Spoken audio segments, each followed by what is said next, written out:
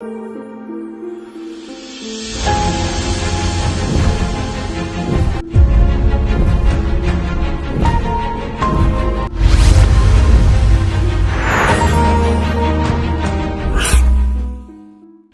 दर्शकों, जन्म कुंडली के 12वें भाव में राहु हो तो ज्योतिष शास्त्र एक योग कहता है, कारागार योग।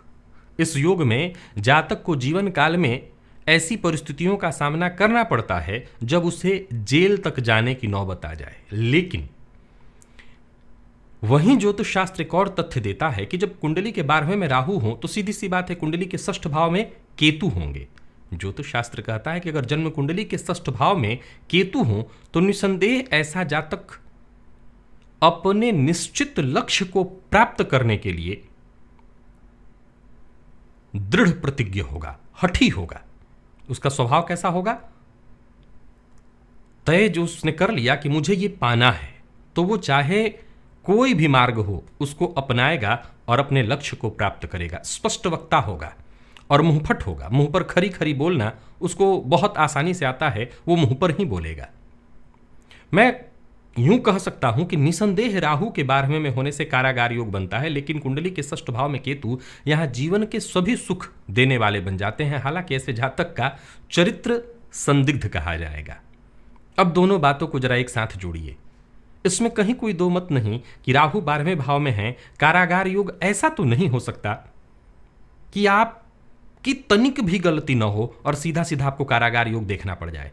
कुछ हो सकता है आप पूरी तरह से गुनाहगार न हो, लेकिन बेगुनाह भी न हो। राहु 12वें भाव में है।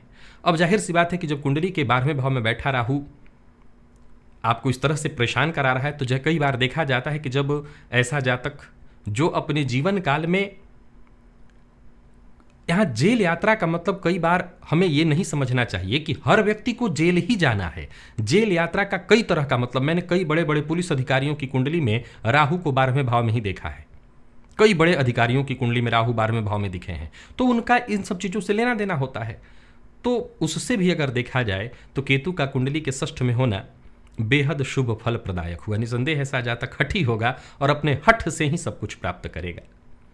मैंने अपने कार्यक्रमों में कई बार ऐसे केतु की चर्चा की थी और कहा था कि ऐसे केतु अगर हैं कुंडली के 6ठ भाव में तो स्वास्थ्य को लेकर के कतई लापरवाह मत होइएगा। स्वास्थ्य में अगर तनिक भी परेशानी हो रही हो तो डॉक्टर से मिलते रहिए, क्योंकि डॉक्टरों के भी पकड़ में नहीं आएगा कि आपको हुआ क्या है। आप कहेंगे परेशानी है, डॉक्टर कहेंगे कोई परेशानी नहीं है।